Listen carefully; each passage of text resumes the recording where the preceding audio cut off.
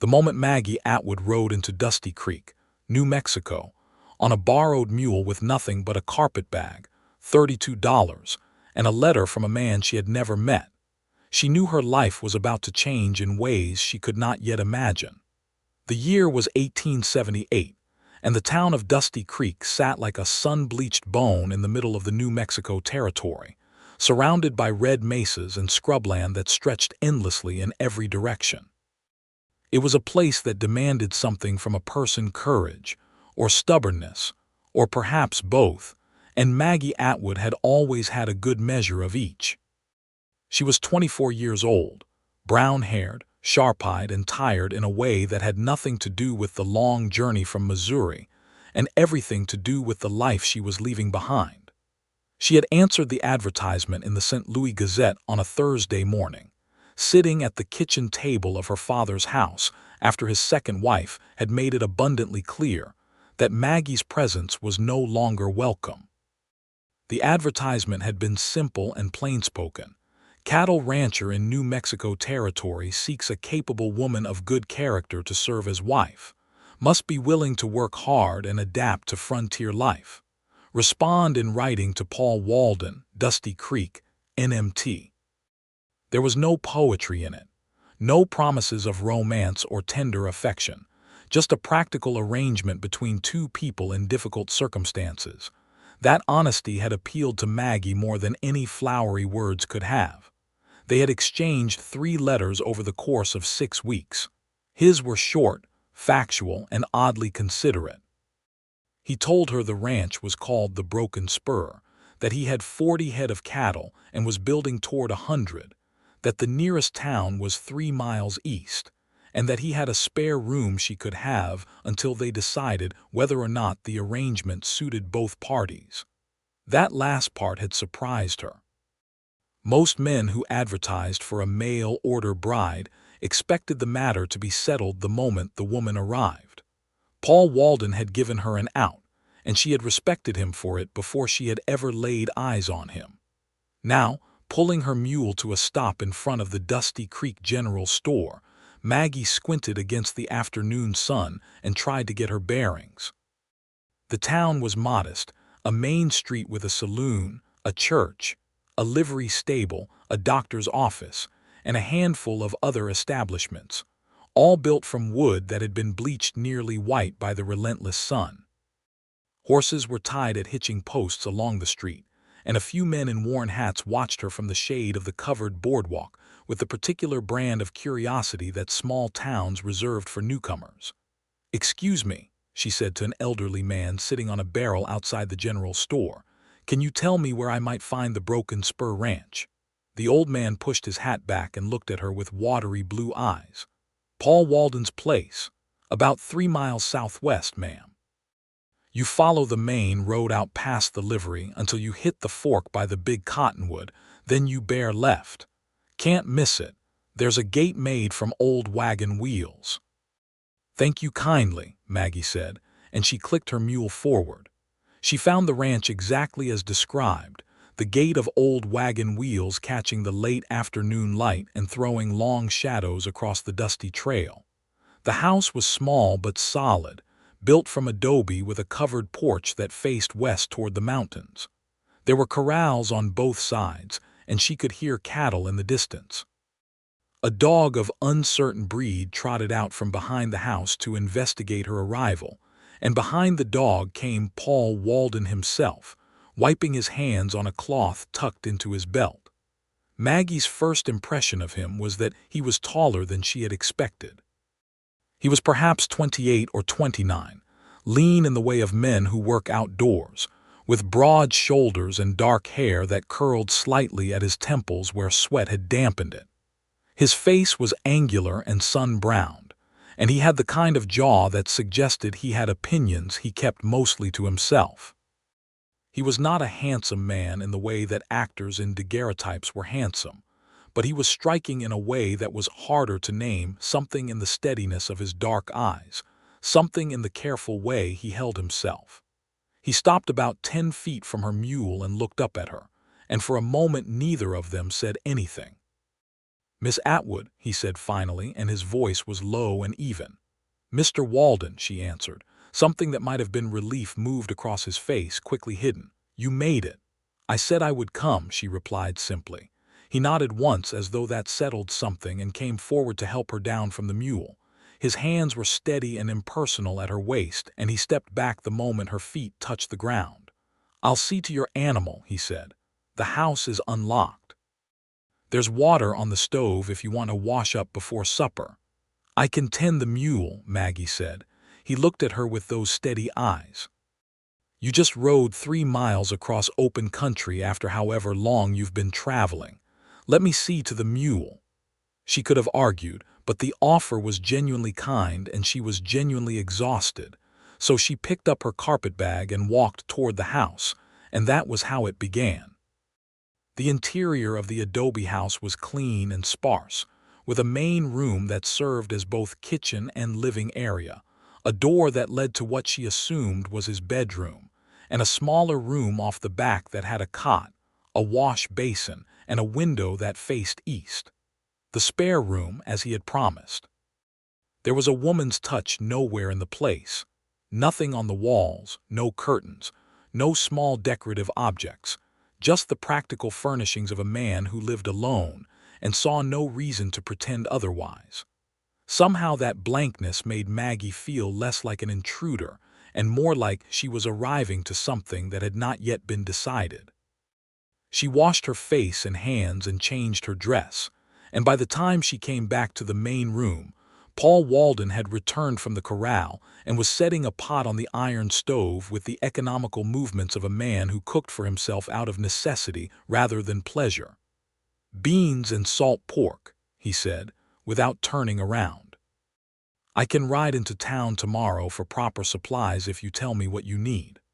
"I'll make a list," she said, and she sat down at the table and did exactly that while he cooked, because she had always found it easier to be useful than to be uncertain. They ate supper in a quiet that was not quite comfortable and not quite awkward either, something in between, the quiet of two people who were still learning the shape of each other. He asked about her journey.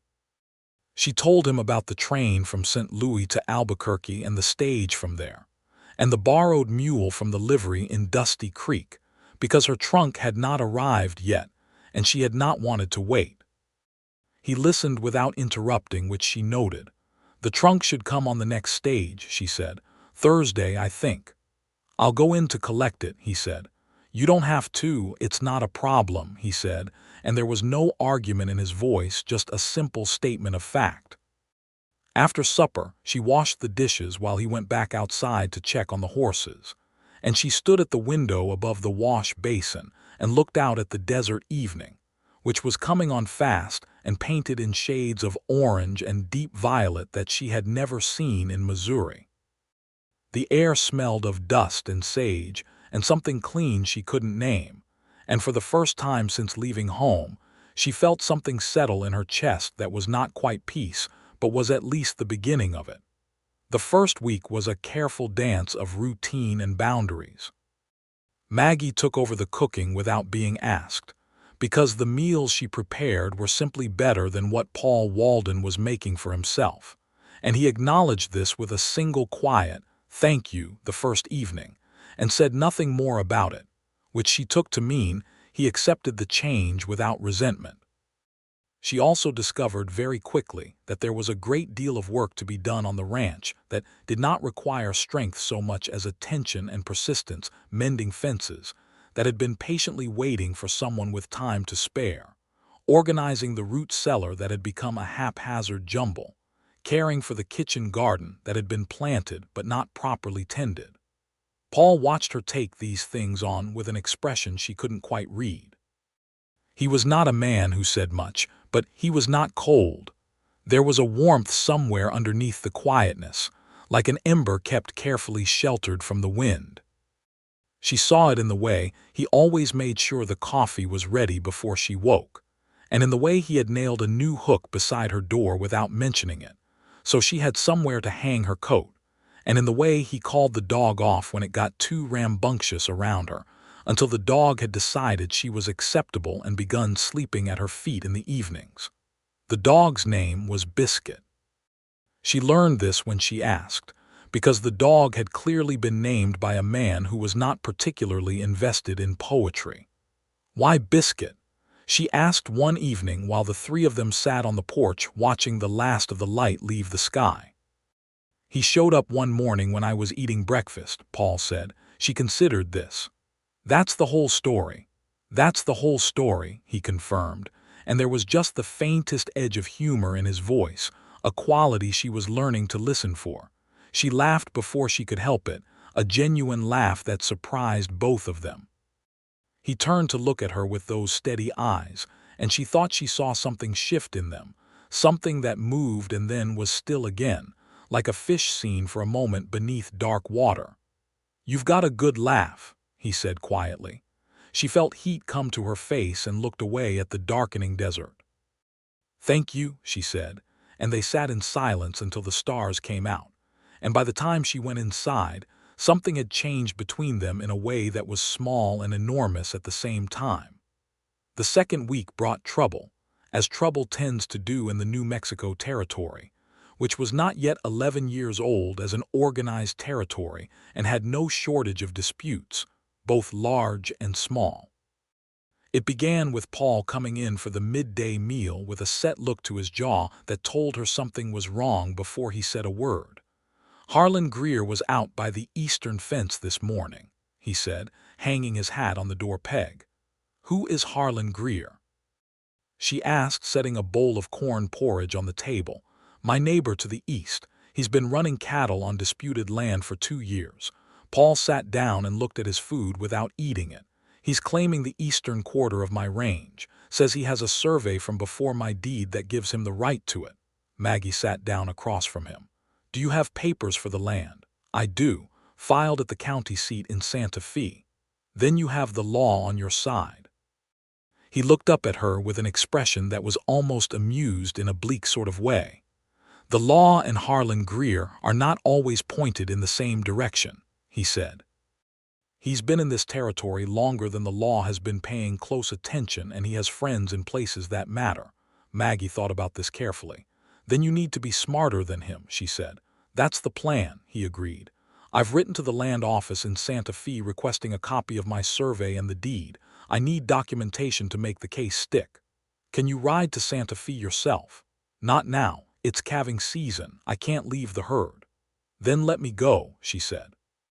The silence that fell was complete. He stared at her. "You've been here 2 weeks," he said.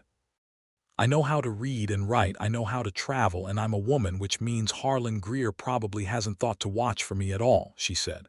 "I can take the stage to Santa Fe, collect the documents, and be back in 4 days." He opened his mouth and closed it again. He picked up his spoon and turned it over in his hand. "It's not safe for a woman alone," he said finally. "I was alone coming from St. Louis," she pointed out. "That's different." "How is it different?" He looked at her steadily for a long moment, and she met his gaze and didn't look away, and something passed between them that was part argument and part recognition. "I would worry," he said finally, in a voice that was quieter than it had been. It was not what she had expected him to say, and it did something unexpected to her heart.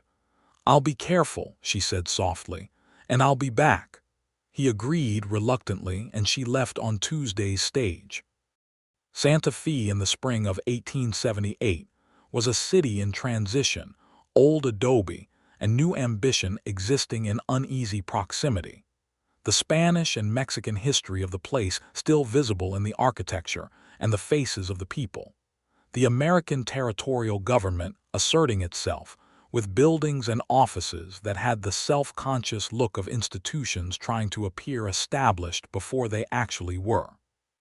Maggie found the land office on the plaza's east side and spent most of Wednesday afternoon working through the documentation with a patient clerk named Mr. Ortega, who was methodical and thorough, and whose careful Spanish-accented English she found she could follow easily. The documents were exactly as Paul had described, a clear deed and an accurate survey that placed the Broken Spur's eastern boundary well inside what Harlan Greer was claiming. Mr. Ortega certified copies of both with the territorial seal and recommended She also obtained a letter from the Surveyor General's office attesting to the validity of the survey. "Your husband's claim is solid, Mr. Ortega told her as he handed her the papers in a sealed envelope. But solid claims and actual outcomes are not always the same thing in this territory. Maggie thanked him and put the envelope carefully in the interior pocket of her coat, where it would stay against her body for the entire journey home. She was back at the Broken Spur on Friday afternoon, dusty and tired and slightly sunburned across her nose.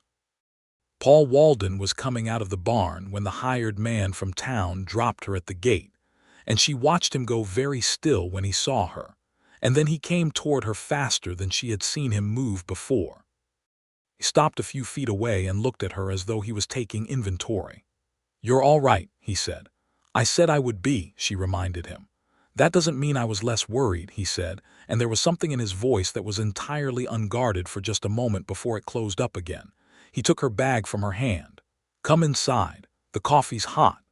She showed him the documents at the kitchen table, laying them out one by one, and she watched the tension leave his shoulders as he read through them. When he finished, he looked up at her with an expression that was genuinely moved.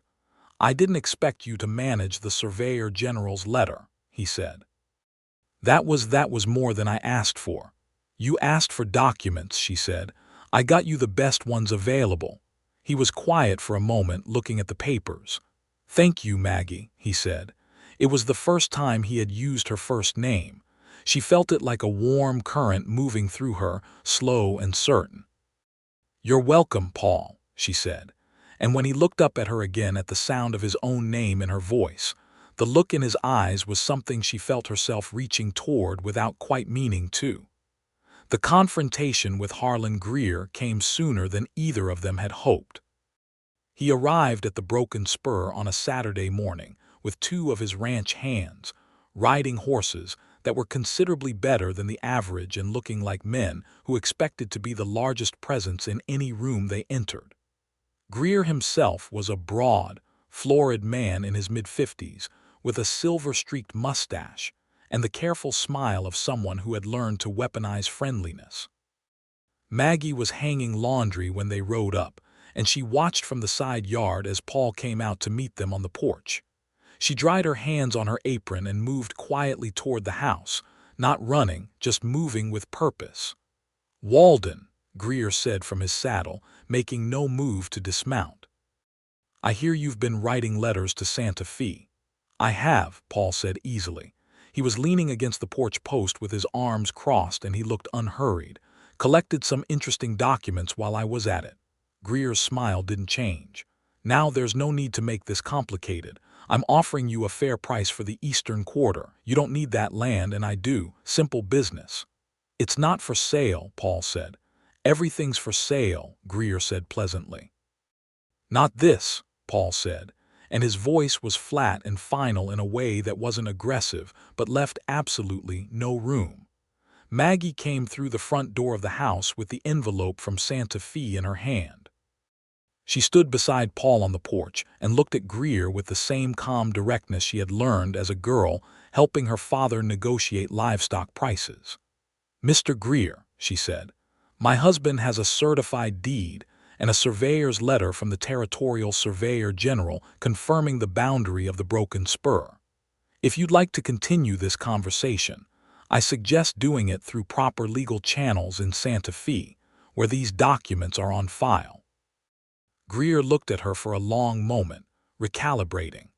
He had clearly expected Paul to be alone and unprepared, and finding neither was causing a small but visible rearrangement of his strategy. "You must be the new Mrs.," he said, with a different kind of smile than the one he'd been wearing before. "I am," she said, and she didn't elaborate or soften it.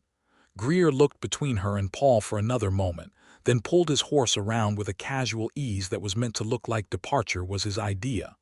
"We'll see how Santa Fe feels about it," he said, and he and his men rode back down the trail. Paul waited until they were out of earshot, and then he let out a slow breath and looked at Maggie. "You didn't have to do that," he said. "I know," she said, "but it was faster this way." He looked at her for a moment with an expression that was warm and surprised and quietly delighted all at once, and she felt her heart do something entirely undignified and rather wonderful. The spring moved on, as springs do in the New Mexico territory, warmly and quickly, with wildflowers coming up in the places where water ran close to the surface, and the red rock country turning colors in the afternoon light that Maggie began to understand could not be adequately described to anyone who had not seen them. She had thought Missouri beautiful once, but Missouri beauty was the soft kind, green and damp and forgiving. This was a harder beauty, more demanding, that required a person to look at it directly and meet it on its own terms. She found herself meeting a great deal of things on their own terms in those weeks. She learned to ride properly, not the careful side saddle of her girlhood, but the upright, practical seat of a working rancher, on a steady bay gelding Paul had named Sunday without any poetry attached to the name either.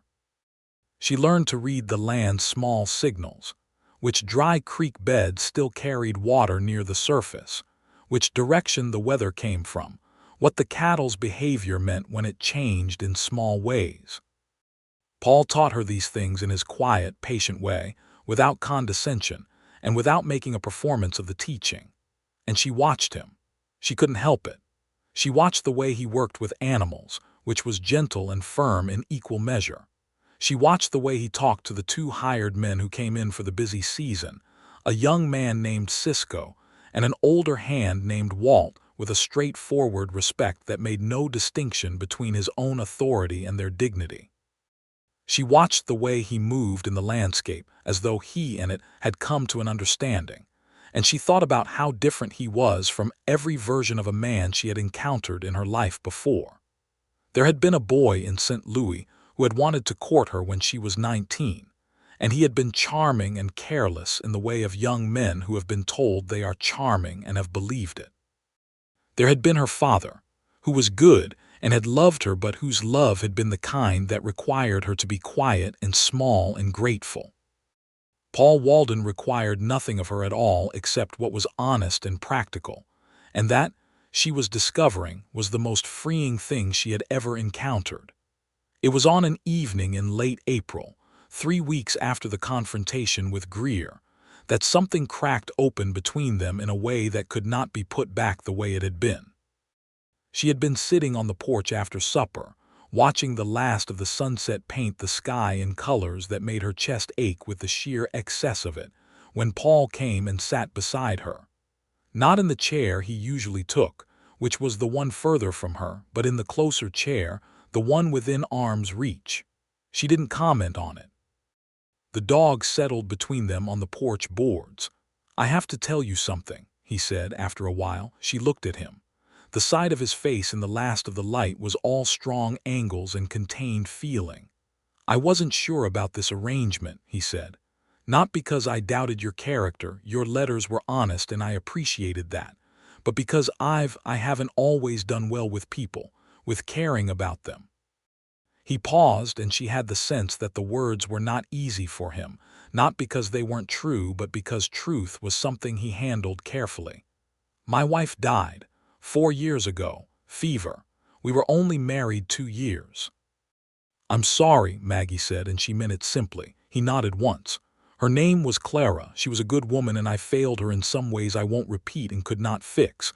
After she died, I put everything into the land, the cattle, because land and cattle don't ask you to be tender."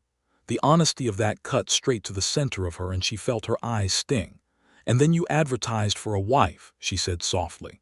"I needed practical help," he said. "That was what I told myself. But I think I was also," he stopped, started again. "I think I was also afraid that what happened before would happen again if I let myself feel things, and so I thought I would keep it practical." "And now?" she asked. He turned to look at her fully, and in his eyes she saw everything he had been careful not to say for the past month and a half, the warmth that she had caught in glimpses, the attention he had paid her that went well beyond what practicality required, the way he looked at her when he thought she wasn't looking. "And now it is not practical at all," he said quietly, "and I find I'm not sorry about it." Maggie held his gaze and felt her heart make its decision with a certainty that surprised her by its completeness. "I came here as a practical arrangement," she said. "And somewhere between the trip to Santa Fe and biscuits sleeping on my feet and you leaving coffee ready every morning, I seem to have forgotten to keep it that way." Something broke open in his face, relief, she thought, and a joy that he was not entirely sure what to do with, the way people are joyful when they have not expected it and have not yet learned its weight.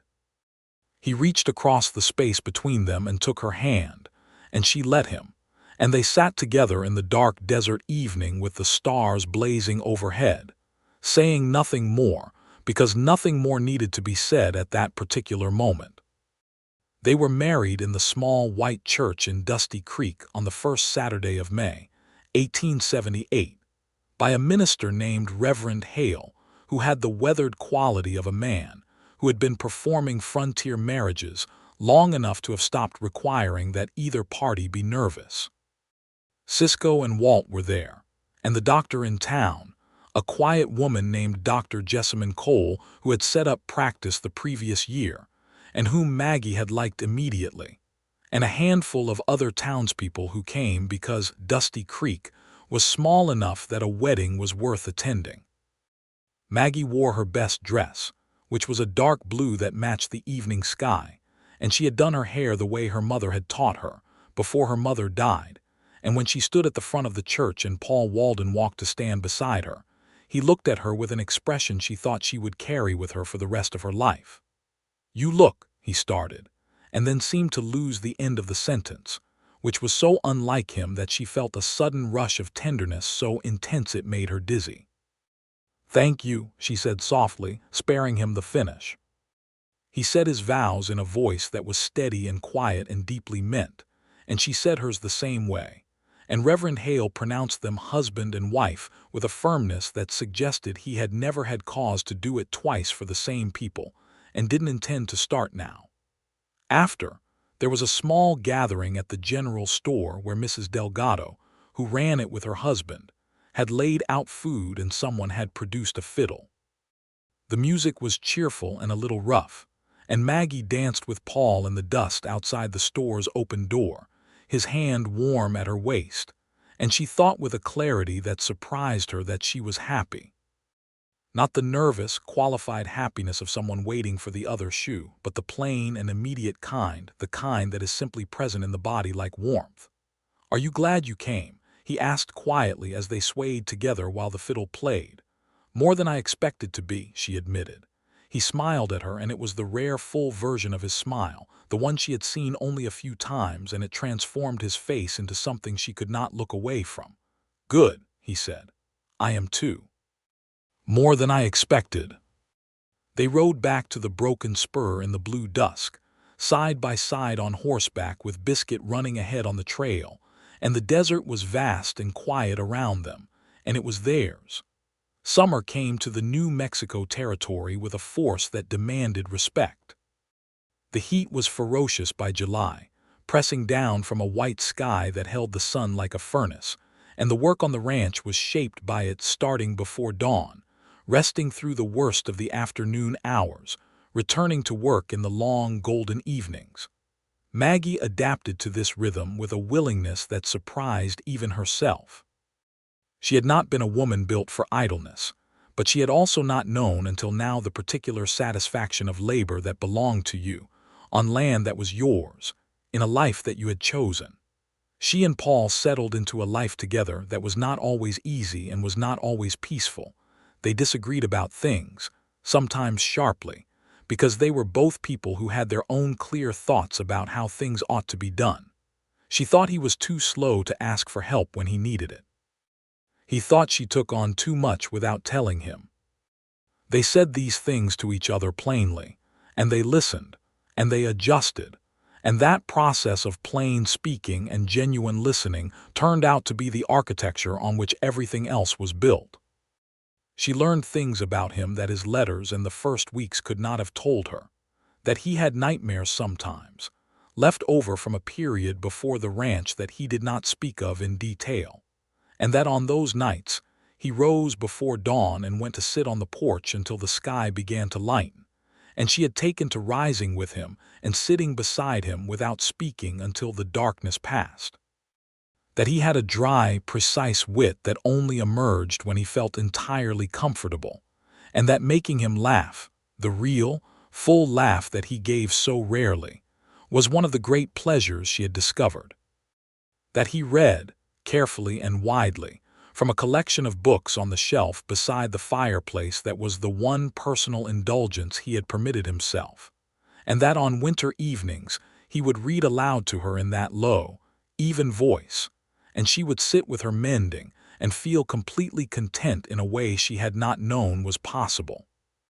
He learned things about her, too, that she had a temper when she felt she was being treated as less capable than she was, and that she would say exactly what she meant when her temper was up, and that the best response was not to argue back immediately, but to let her speak fully, and then respond to what she had actually said rather than the heat of it.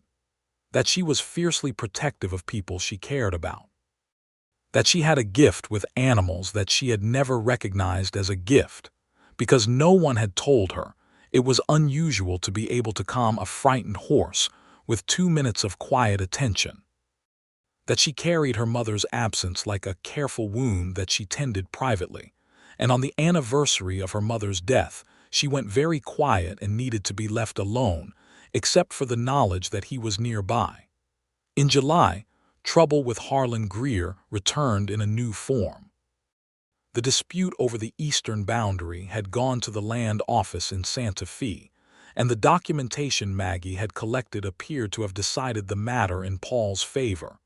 But Greer, who was a man unaccustomed to losing, had found a different angle.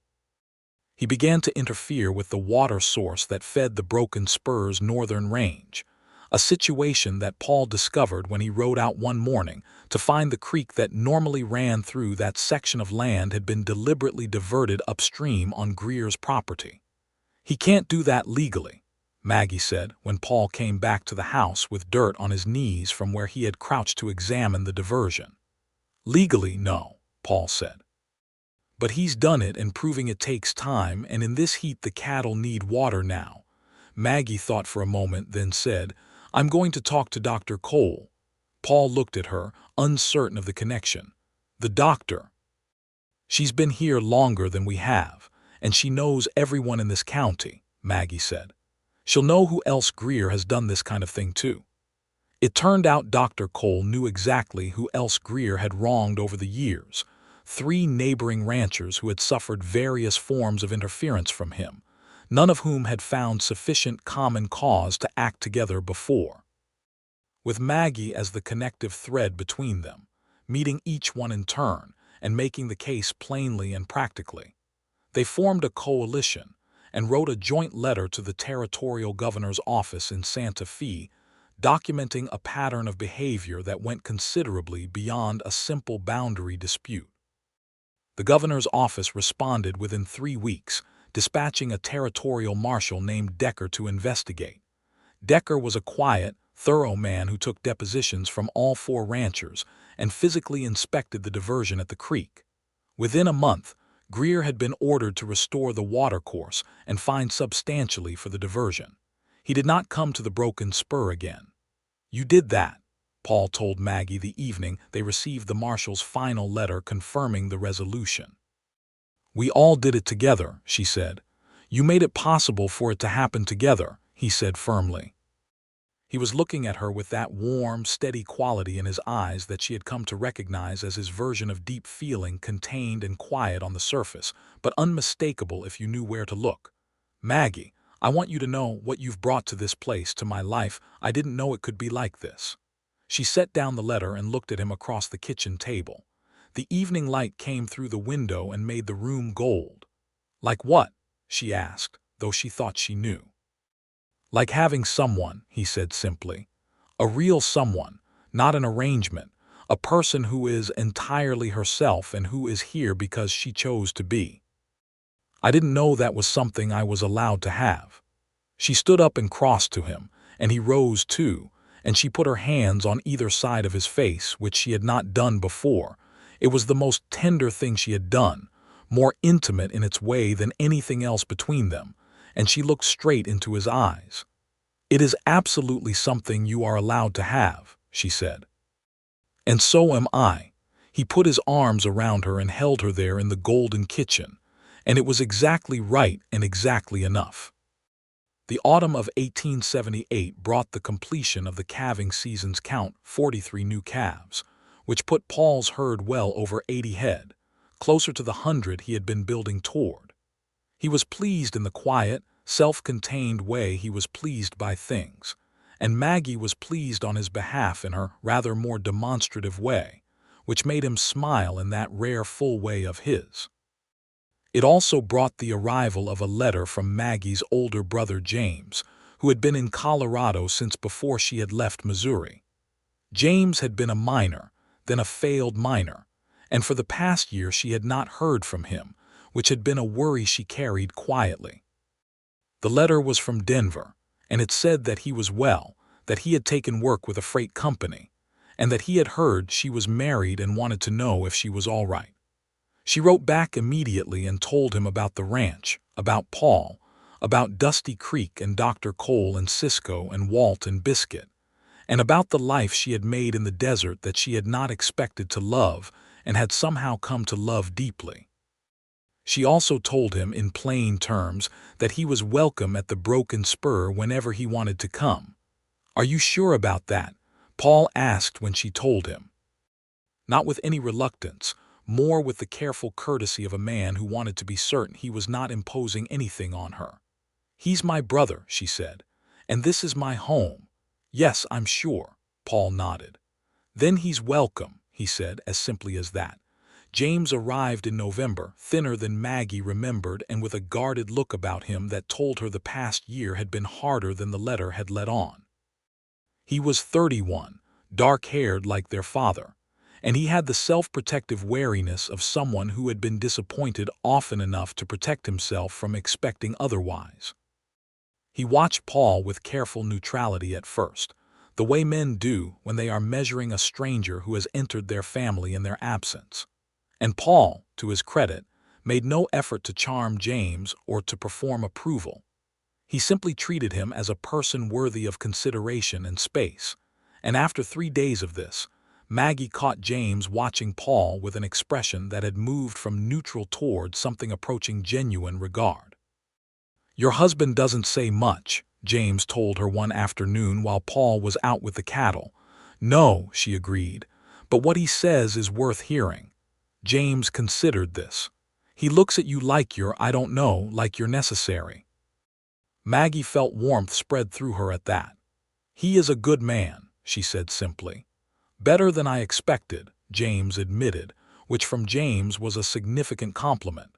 He stayed through the winter, pulling his weight on the ranch without being asked, and slowly releasing some of that careful guardedness as the weeks passed. By December, he was riding with Paul in easy silence in the mornings, and occasionally producing remarks of such dry, unexpected humor at the supper table that even Paul laughed. And Maggie sat between them at the table she had come to think of as the center of her world, and felt the fullness of it like something precious in her hands. The winter in the New Mexico territory was cold in a way that surprised people who expected the desert to be warm year-round. The nights especially drove the temperature down to a severity that required the house to be kept well heated, and the three of them spent many evenings around the fire, Paul reading, James playing a battered harmonica he had produced from his bag, and Maggie writing letters or sewing, or simply being present in the warmth, while the wind pushed against the walls outside. It was during one of these evenings, in January of 1879, that Maggie told Paul the news she had been carrying carefully for 3 weeks while she made herself certain of it. She waited until James had gone to bed, and then she looked at Paul across the fire and said, with the directness that was her nature, "We are going to have a child." The silence that followed was complete. Paul looked at her with an expression she had never seen on him before, something vast and overwhelmed and entirely unguarded that moved through his face like weather moving over open country. His hands went still on the book in his lap, and she watched him work through the moment, watched it land and become real in him. "When?" he asked, and his voice was not quite steady. "August, I think," she said. "Maybe late July." He set the book aside very carefully and came to her where she sat, kneeling down in front of her chair, and he took her hands in both of his, and he looked up at her with everything open that he usually kept held back. "Are you well?" he asked. How do you feel?" "Very well," she said. "A little tired in the mornings, but well." He pressed her hands to his lips and held them there, and she could feel the unsteadiness he was holding in check, and she felt her own eyes fill because she knew what this meant to him. What the hope of a family meant to a man who had lost one and had spent years telling himself that land and cattle were enough. "I love you," he said against her hands. "I should have said it more. I have said it badly." "You have not said it badly," she said. "You have said it in every possible way except words, and the words are lovely, but the other ways were enough." "I want to say it in words too," he said. He looked up at her. "I love you, Maggie." "I love you, Paul," she said. "I have for months."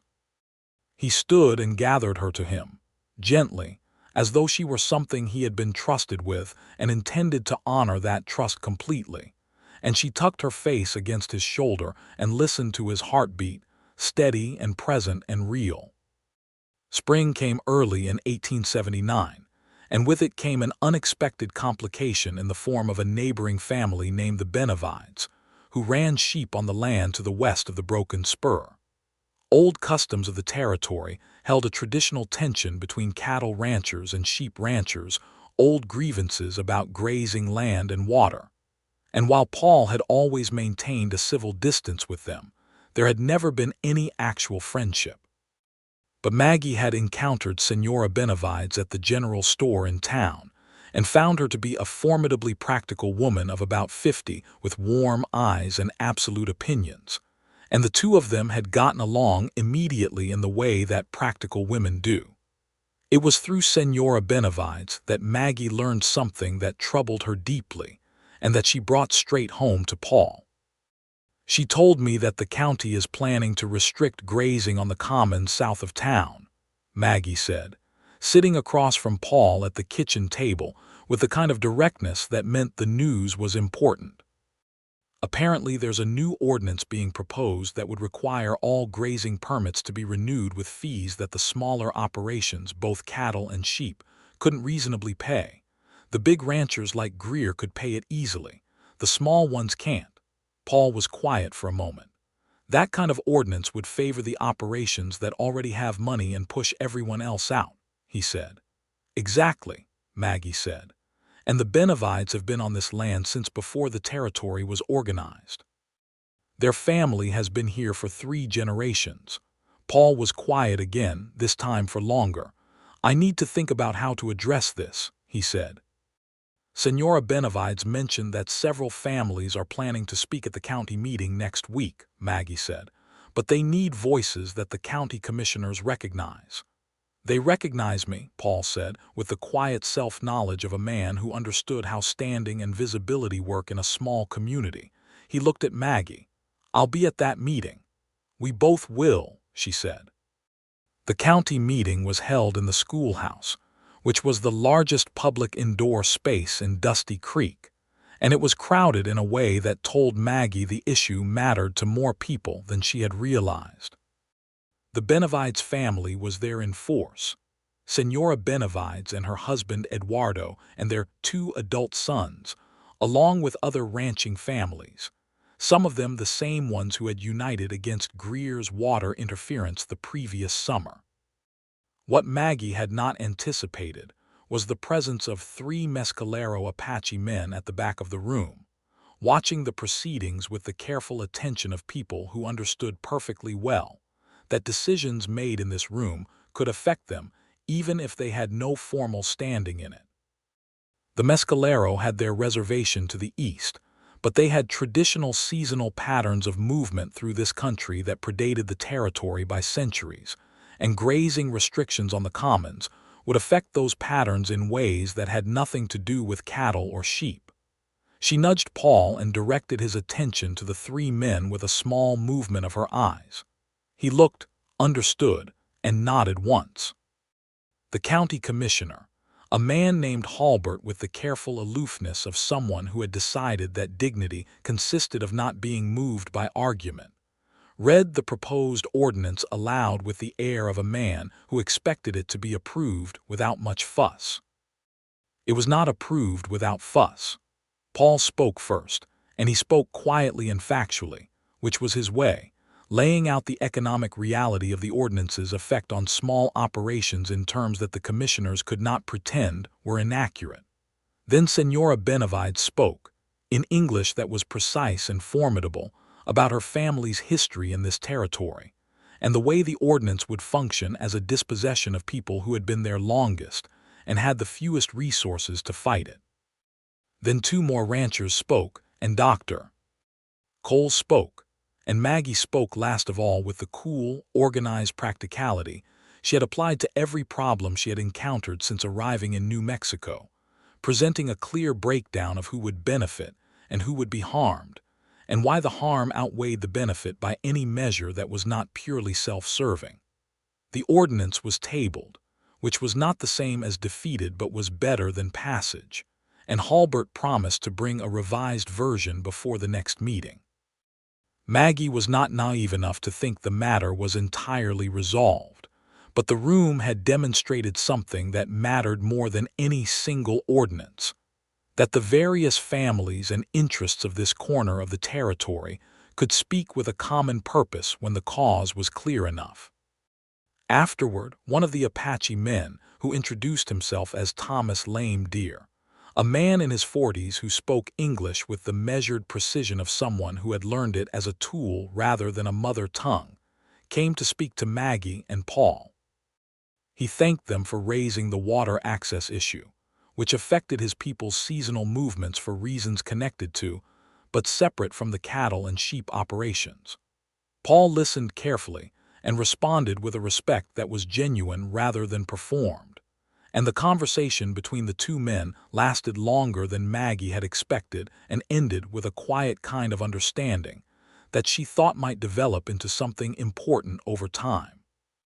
James, who had watched all of this from the back of the schoolhouse, came to stand beside Maggie on the walk home and said nothing for a while.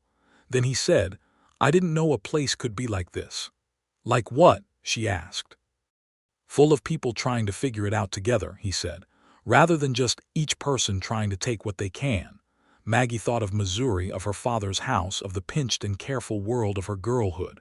"I didn't either," she said, "but I think Paul knew. I think that's why he stayed." James was quiet for another stretch of the walk, and then he said, "I think I might stay too, if that's all right." She took his arm. "This is your home if you want it," she said.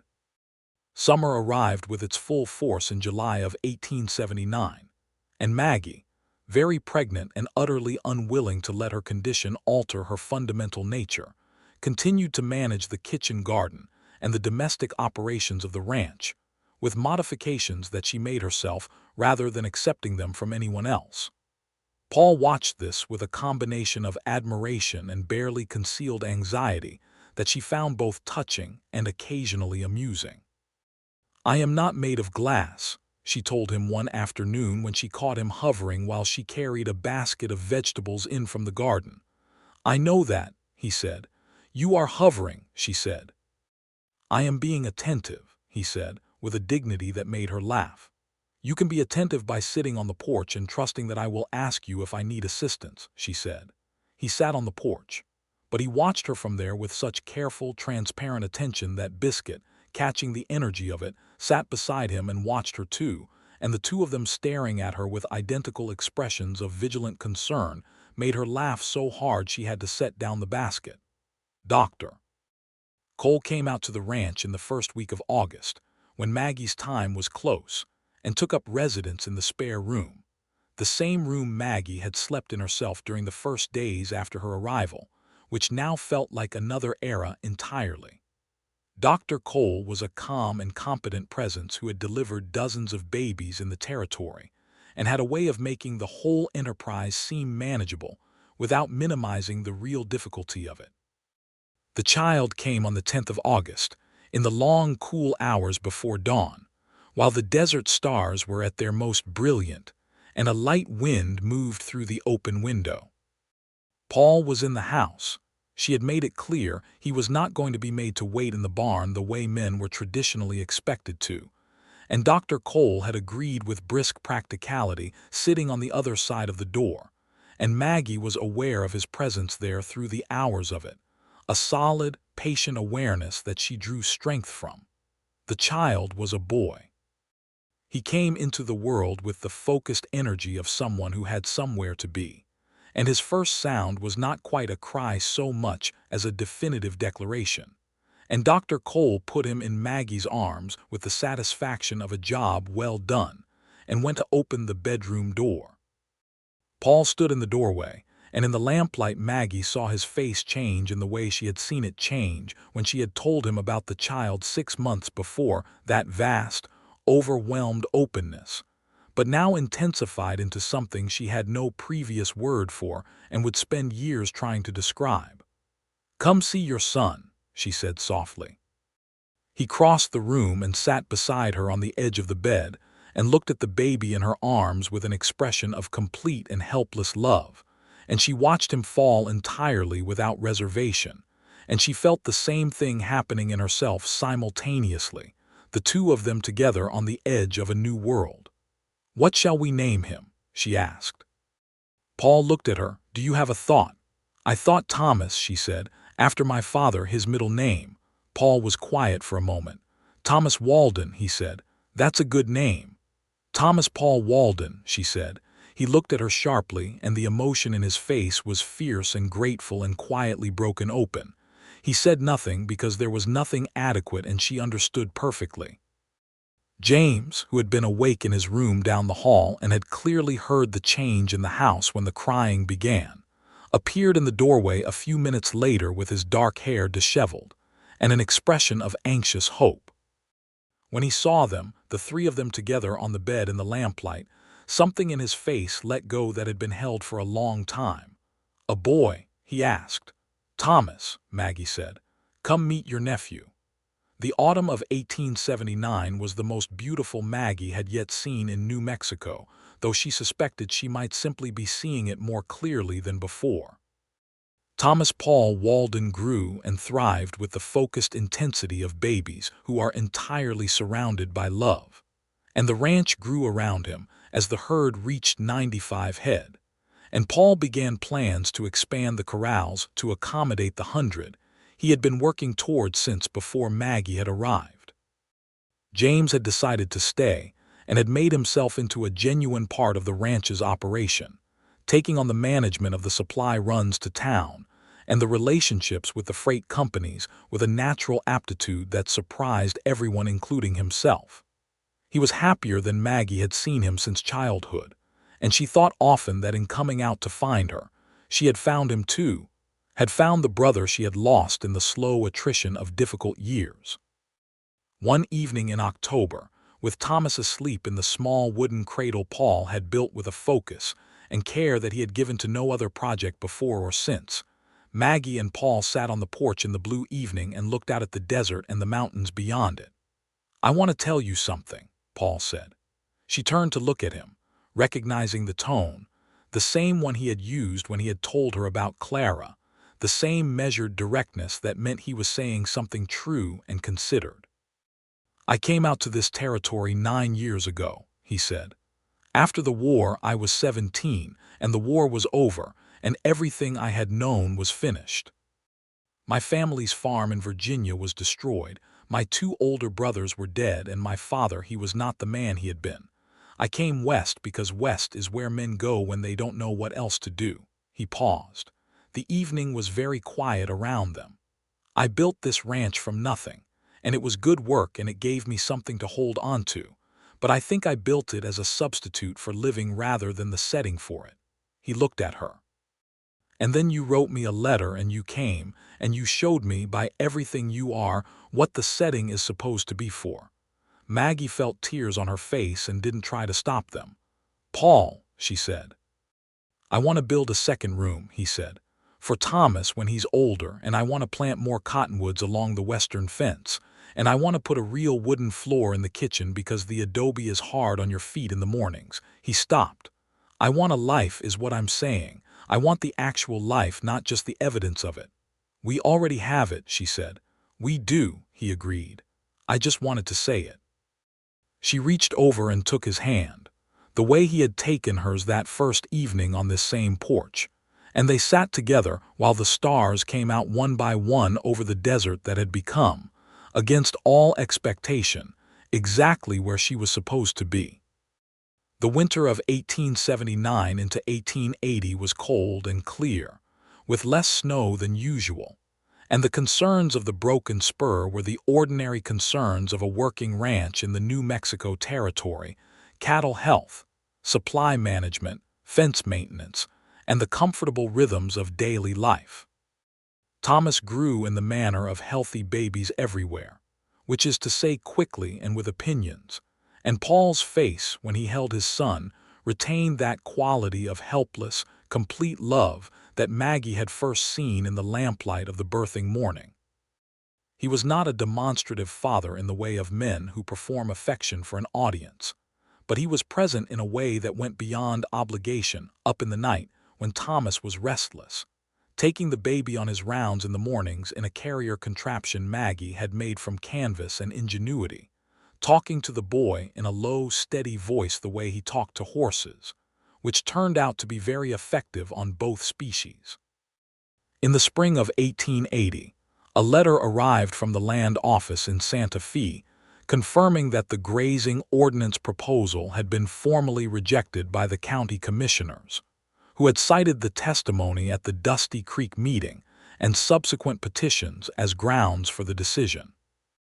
Maggie read the letter twice and then put it carefully in the box where she kept all the documents she considered important: the deed and survey certificates, the marriage certificate, Thomas's birth record, and a handful of letters she intended to keep always. She brought the news to the Benavides family that afternoon, riding out on Sunday with Thomas in front of her in the saddle, and Senora Benavides met her at the gate with a smile that transformed her formidable face into something warm and bright, and the two women embraced in the dusty yard, while Eduardo Benavides watched from the doorway with the quietly satisfied expression of a man who had lived long enough to see right occasionally prevail. "You fought for this for us," Senora Benavides said. "We fought for it together," Maggie said. "That's why it worked." She rode home with Thomas asleep against her chest and the high blue sky of New Mexico wide above her, and she thought about how much had changed and how much had stayed true. The land was still vast and difficult and indifferent to human suffering in the way that beautiful things are. The work was still hard and unrelenting, and full of small failures alongside the large satisfactions. The history of this territory was still heavy and complicated with injustice. The Apache on their reservation were still negotiating the long, terrible aftermath of displacement, and the Mexican and Spanish families whose land and history predated American governance were still fighting to maintain what was theirs against the pressures of a territorial government that often treated prior history as irrelevant. These things were not resolved and would not be resolved in her lifetime, and she knew that, and she thought the honest response was not to pretend otherwise, but to act with as much fairness and consideration as the daily life she was actually living allowed. But within the scope of what she and Paul had built, the ranch, the friendships, the small community of people who had chosen to look out for each other, there was something genuine and good, and she thought it was worth protecting and worth building on. By the summer of 1880, the broken spur had exactly 103 cattle, a new second room on the house, a kitchen floor of cedar planks that Paul had sourced from a mill in Albuquerque at considerable effort and expense, a row of young cottonwood trees along the western fence, and a vegetable garden that Maggie had expanded to the point where she was selling surplus produce to the general store in town, which was a small income but a satisfying one. James had become a permanent fixture of the ranch and of Dusty Creek, and he had surprised Maggie considerably by developing an earnest interest in a young woman named Elena Benavides, the youngest daughter of Eduardo and Senora Benavides, who was 23 and had her mother's directness and her father's calm, and more than enough patience to handle James's somewhat battered heart. Maggie watched this with a quiet delight and said nothing, because interfering in her brother's affairs was not her business and she knew it. But she did make sure Elena was always warmly included whenever there was any social occasion at the Broken Spur, and she thought Senora Benavides was doing much the same thing on her end. It was on a warm Saturday evening in July of 1880 that James came in from the corral with an expression on his face that Maggie recognized immediately. It was the expression of a man who had made a decision and was not sure whether to be terrified or jubilant. "I asked Elena to marry me," he said, before she had a chance to say anything. "What did she say?" Maggie asked. "She said yes," James said, and then the jubilant part won out completely. Paul, coming in from behind him, caught the tail end of the announcement and crossed the room to shake James's hand with a warm firmness, and a look on his face that said clearly that James's happiness mattered to him. The three of them sat at the kitchen table while Thomas banged a wooden spoon against the floor, and they planned and talked and laughed until the evening was well gone. Elena and James were married in September at the Benavides Ranch, in a ceremony that had both the Catholic traditions of the Benavides family and the simpler Protestant customs James was accustomed to. And Reverend Hale officiated alongside Father Castillo from the church in the neighboring town without any apparent conflict between them, which Maggie took as evidence that people were capable of grace when they decided to be. The Broken Spur in the autumn of 1880 was a different place than it had been when Maggie had arrived there 2.5 years before fuller, more alive, more deeply embedded in the community around it. James and Elena had taken the spare room and were already talking about building a small house on the property's eastern edge for themselves, which Paul offered to help with when the cattle season allowed. Thomas had begun walking with the focused determination of a small person who had places to be, and Paul watched his son's progress around the ranch with an expression of wondering pride he made no attempt to conceal. One evening in November, with the first real cold of winter coming in over the mountains and the fire lit in the hearth, Maggie was sitting with Thomas in her lap and Paul beside her on the settle, and she said quietly, "I've been thinking." "About what?" he asked. "About another one," she said. He looked at her, and in his eyes she saw the same openness she had seen on the night she had told him about Thomas, that vast, overwhelmed quality but familiar now, a known country. "When you're ready," he said carefully. "And if you are." "I think I am," she said. "I think we are." He put his arm around her, and she leaned against him with Thomas between them, the three of them warm in the firelight while the wind moved outside, and the desert did what it had always done, vast and patient and permanent, and the small house in the middle of it held its light steady against the dark. By the spring of 1881, it was clear that Maggie was expecting again, and this time Paul's attentiveness at close range was something she had entirely given up trying to moderate, partly because she had learned it was his version of love made practical, and partly because she found she no longer wanted to push it away. She let him hover with the good-natured tolerance of a woman who has decided that being cared for is not the same as being diminished. The second child arrived on a May morning, full of the spring light, announced by the same kind of decisive cry that Thomas had announced himself with 2 years before. Paul was again in the house, again on the other side of the bedroom door, and Dr. Cole again presided with efficient competence. "Another boy," Dr. Cole said, handing the baby to Maggie with the satisfied air of someone who was very good at their work and knew it. Paul came in when she called him, and he sat beside her and looked at his second son with the same expression of complete and helpless love, unchanged from the first time, and Maggie thought that was one of the best things she knew about him. That tenderness did not diminish with use in him. "Benjamin," she said. "Ben Walden." He looked at her. "After your grandfather," he said, because she had told him that story. "After my grandfather," she confirmed. "Benjamin Walden," he said, trying it. "Benjamin James Walden," she said, and watched Paul look at the door that led to the hall where James and Alina were waiting with the same bright, careful feeling in his eyes.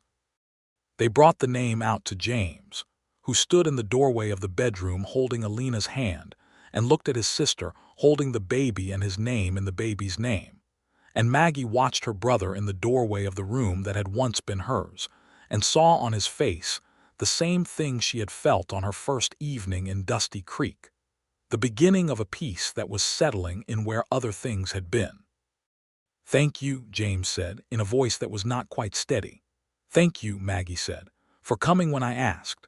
Thomas, who had been held with great seriousness by Alina while the adults attended to the new arrival, waddled over to the bed with the gravity of a 2-year-old who considers himself a person of substance, and looked at the baby in his mother's arms with a judicial expression that eventually resolved into apparent acceptance. "Bah," Thomas said, with great authority. "That's right," Paul told him. "Bah," Thomas repeated, as though confirming the matter was settled. The summer and fall of 1881 unfolded at the Broken Spur in the full light of a life that had found its own right shape.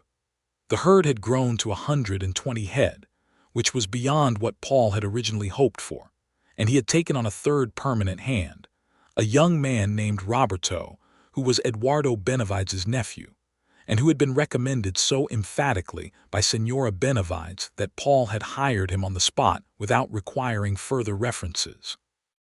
James and Alina's house on the eastern edge of the property had been built through the spring with help from the Benavides family and Cisco and Walt, and every person they knew who could swing a hammer, and Alina was expecting her own first child by October. Maggie had expanded the garden operation to the point where it had become a genuine small enterprise, supplying not just the general store but a restaurant that had opened in Dusty Creek with territorial ambitions and an interest in fresh vegetables. She had also begun, with Dr. Cole's encouragement and support, to offer informal assistance to women who had medical needs but could not easily reach Dr. Cole's office, riding out when she was needed, serving as a practical intermediary in the way of women who have always served as intermediaries between formal institutions and the people those institutions don't quite reach. This work brought her into contact with people across a wide range of the region's communities: Anglo settlers, Mexican and New Mexican families like the Benavides, a few Mescalero families who moved through the area seasonally, women in isolated ranch situations who had no one nearby they could ask for help with the ordinary crises of frontier domestic life. She brought these encounters home and talked about them at the supper table, and Paul listened and asked questions and sometimes made quiet observations that helped her think through problems she had not fully resolved. And this exchange of minds was one of the things she considered the great gifts of her marriage. On a November evening of 1881, with both Thomas and Benjamin asleep in the house they had expanded again to accommodate 2 growing boys, with the cottonwoods along the western fence grown tall enough to offer real shade, with 120 cattle in the corrals and the desert cold and starry, and vast around the warm house. Paul Walden put his hands on the fence railing and looked out at the land, and then turned to look at his wife beside him. And what was in his face was everything that a man can become when he has allowed himself to be transformed by love. "Do you remember what you said that first evening?" he asked. "On the porch." "Which part?" she said. "When I said it was not practical at all," he said, "and you said you had forgotten to keep it that way." "I remember," she said. "I want to say something about that," he said. "I have been thinking about it for 3 years, about how I went looking for something practical and found something I did not have a word for." "What is the word?" she asked softly. "Home," he said. "Not the land, not the house. He paused. "I know that sounds like something from a dime novel." She laughed quietly and leaned her shoulder against his. "It sounds exactly right," she said. He put his arm around her, and she looked out with him at the desert under the November stars. at the land that had asked something of both of them and had given back more than either had expected, at the life that had built itself around the simple fact of two people who had chosen each other and were choosing each other still. The years that followed were years of the kind that do not make for dramatic telling, but that constitute the substance of a life genuinely lived. Thomas grew into a boy with his father's steadiness and his mother's directness, who asked questions that made the adults around him pause and think. Who was the first child in Dusty Creek to befriend a child from one of the Mescalero families, and who conducted that friendship with a naturalness that shamed certain adults in the community who still held old prejudices. Benjamin grew into something entirely his own, quick and laughing and musical, in a way that was entirely unexplained by heredity, who could whistle any tune he heard once, and who, from the time he could walk steadily, followed Paul around the ranch with the devotion of a dedicated apprentice. Alina gave birth to a daughter in November of 1881, and James looked at his daughter with an expression so like the one Paul had worn looking at his sons that Maggie had to look away for a moment. They named her Rosa after Alina's grandmother, and Maggie thought the name was exactly right, a small, fierce, beautiful thing that grew in any conditions. Harlan Greer, it was eventually reported, had sold his operation and left the territory, apparently following some better prospect elsewhere, or fleeing the accumulated weight of the alliances he had made and broken over the years. Maggie was not sorry to hear it, though she noted the information without drama, because the territory had problems enough without manufacturing feelings about departures. The grazing lands remained contested in various ways over the years, because that was the nature of frontier land rights, always in motion, always requiring attention. But the coalition that had formed around the original ordnance fight remained reasonably cohesive, and it served as a foundation when new threats arose, and Maggie remained one of its organizing voices in the way of people who have found their work and do not need to announce it. Dr. Cole delivered 2 more children for Maggie over the following years, a girl in 1883 whom they named Clara Rose, Paul meeting Maggie's eyes when she proposed the name with a long, full look that said everything, and a second girl in 1885 named Josephine, called Jo, who from the moment of her arrival appeared to consider the world a project she intended to manage. The Broken Spur grew through the 1880s into one of the most successful mid-sized operations in that part of the territory, not the largest but well-run and well-regarded, and Paul Walden's reputation was that of a man who dealt honestly and expected the same in return, which in the New Mexico territory was not always the standard and was therefore notable. On a morning in the spring of 1886, Maggie was in the kitchen garden with 8-year-old Thomas and 5-year-old Benjamin and 4-year-old Clara, while Jo, not quite a year old, slept in her cradle in the shade of the porch, and Paul came across the yard from the corrals and stopped at the garden fence and looked at his family assembled in the morning light with an expression on his face that Maggie saw and would never forget. She stood up and looked at him over the fence. "What are you thinking?" she asked. "I am thinking," he said carefully, "about a man who built a ranch in the desert to avoid feeling things, and about how entirely and thoroughly that plan failed." Thomas looked up from his digging with a small boy's pragmatism. "Papa, are you sad?" "No, Thomas," Paul said. "I am the opposite of sad. I am trying to find the right word for it."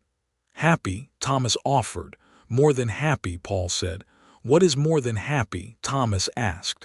Paul looked at Maggie. "Your mother knows," he said. Maggie smiled at her husband over the garden fence with the May morning light behind him and the mountains to the south, and the desert all around them and her children at her feet, and 7 years of a life between them that had been built from a single honest letter and a borrowed mule, and the absolute determination of 2 people to meet each other without pretense. "Full," she said. "The word is full." He opened the garden gate and came to where she stood and took her face in his hands with the same careful tenderness he had always had, and around them Thomas and Benjamin and Clara carried on with the urgent business of being children, and on the porch Joe slept peacefully in the New Mexico morning, and Biscuit, old now, slow, still faithful, lay in the sun beside the porch steps, and the cottonwoods along the western fence moved in the warm spring wind, and the broken spur held all of it steadily, as it had been built to do. Maggie Atwood had come to Dusty Creek with $32 and a letter, and the beginning of a courage she had not yet fully discovered. She had found a land that demanded something from her, and was not disappointed. A man who had learned to stop protecting himself long enough to let love in, a brother restored, a community worth belonging to, and children who would grow up knowing what it looked like when two people chose each other fully and kept choosing every day. She had found, in a word, exactly what she had not known she was looking for. And every morning for the rest of their long lives together, Paul Walden made the coffee before she woke, and every morning she came to the kitchen and sat across from him in the early light, and they talked about the day ahead and the work to be done, and the small mysteries of their children and the state of the range and whatever was on their minds, and the coffee was always hot, and the conversation was always honest, and the life they had built was entirely, stubbornly, completely theirs.